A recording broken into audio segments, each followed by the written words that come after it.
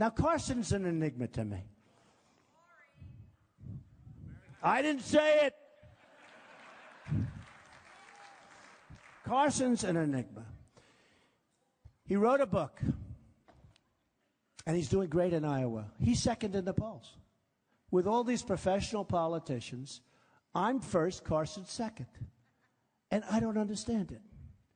I really don't understand it. Because he wrote a book, and in the book he said terrible things about himself. He said that he's pathological and that he's got basically pathological disease. Now, he wrote this, I guess, before he was running for office or thought that he was running for office. And I don't want a person that's got pathological disease. I don't want it. Now, I'm not saying he's got it. He said it. This isn't something that I'm saying, oh, he's a pathological liar or he's got I'm not saying it. He said he's got pathological disease. He actually said pathological temper, and then he defined it as disease. So he said he has pathological disease. Now, if you're pathological, there's no cure for that, folks. Okay? There's no cure for that. And I did one of the shows today. And I don't want to say what I said, but I'll tell you anyway. I said that if you're a child molester, a sick puppy, you're a child molester, there's no cure for that. There's only one cure. We don't want to talk about that cure. That's the ultimate cure. No, there's two. There's death and the other thing. But if you're a child molester, there's no cure. They can't stop you. Pathological, there's no cure. Now, he said he was pathological. Okay. He said he went after his mother with a hammer. He wanted to hit her on the head. Or he hit her on the head, or he wanted to hit her on the head. And I said, wow, that's tough. Man, did anybody in this audience ever go after your mother to hit her on the head with a hammer? Okay? So he went after his mother. This is in his book. This isn't me. I'm just trying to save you the cost of a book. So he's a pathological, damaged, temper, a problem. Go back to Carson. So he went after his mother. Think of this. He went after his mother with a hammer at a fairly young age, 14, 15 years old. I didn't. Okay. He hits a friend of his in the face with a padlock. Like a master's padlock. Wah! In the face with a padlock. A lot of damage. Okay. I never did that. I mean, I misbehaved. I spoke during class. They said, don't you dare talk to me. Yes, sir. Yes. But no padlocks in the face to friends. Then here's the beauty of all. He took a knife and he went after a friend and he lunged that knife into the stomach of his friends. But lo and behold, it hit the belt. It hit the belt. And the knife broke. Give me a break. Give me a break. Give me a break. The knife broke. Let me tell you, I'm pretty good at this stuff. So, I have a belt. Somebody hits me with a belt. It's going in because the belt moves this way.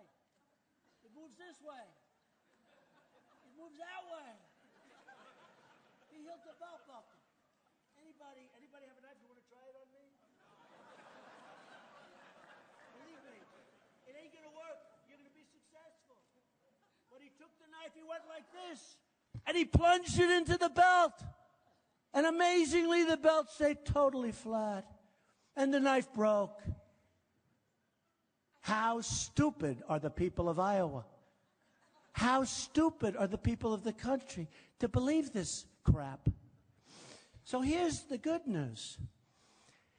He's now saying all of that stuff happened. because otherwise he's a liar. And I said, no, wait a minute. It should be the other way. It didn't happen. The press made it up. Those guys, they made it up. No. It happened. How dare the press not believe me that I went after my mother with a hammer, that I hit somebody in the face with a padlock, that I tried to stab a friend of mine whose name was Bob, but now it's changed. Whose name was Bob. He was a friend, but now he's a member of my family. Who I have a brother. Don't speak to him. I don't want you to talk to my brother. So he's trying to convince everybody that these things happened. Again, I'm a religious person. I'm going to protect people. I'm going to bring back people. Because say what you want about Christianity. As a group, we haven't done a good job in protecting our religion. We really haven't. We've let government take it away. We've let government take it away. Pastor Jeffers, who's a real nice guy. You know Pastor Jeffers. He's on television the other night, and they're asking him about Trump. He says, yes, he's a Christian, and he's a good guy. He's not your typical Christian. But, you know, sometimes we sort of do a little sacrifice because he's an unbelievable leader, and he's really smart, and he's going to protect us.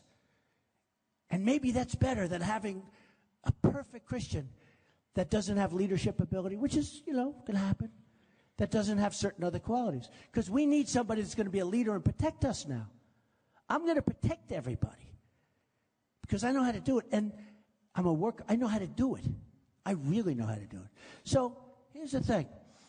So Carson, oh, the knife broke. There it is. It's laying in the, oh, good. So what he's saying is that these series of events, and he goes into the bathroom for a couple of hours, and he comes out, and now he's religious. And the people of Iowa believe him.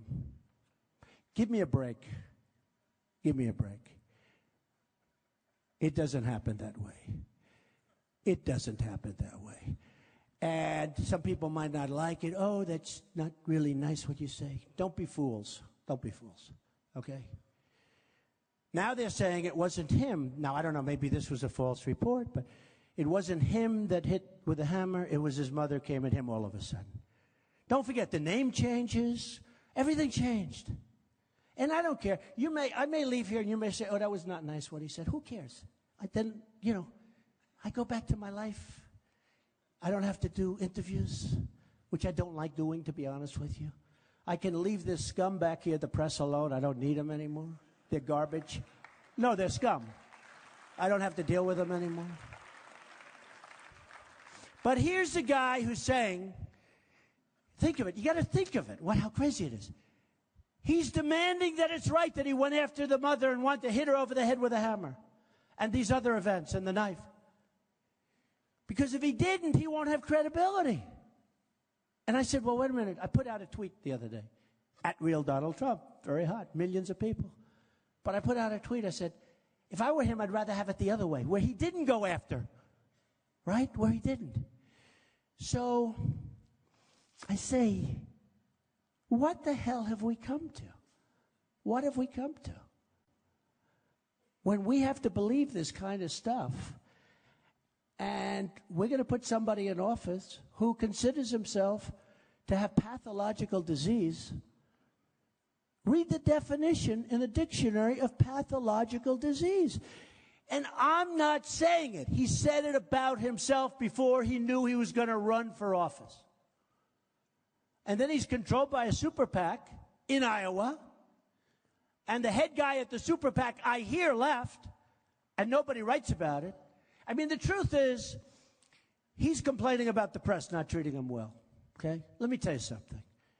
If I did the stuff that he said he did, I wouldn't be here right now. It would have been over.